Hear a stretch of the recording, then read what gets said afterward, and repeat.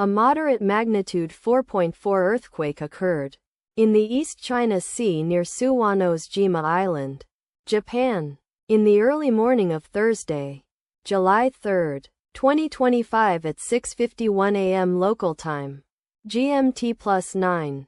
The quake had a very shallow depth of 20 kilometers, 12 miles, and was not felt, or at least not reported so.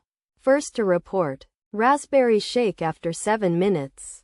The earthquake occurred 4 hours after a magnitude 4.9 earthquake had hit on Thursday, July 3, 2025, at 2:32 a.m. GMT+9 local time, in 27 kilometers, 17 miles, distance to the southwest. Data source from Volcano Discovery. Did you feel it? Let us pray. May the earthquake that occurred not affect our brothers and sisters there.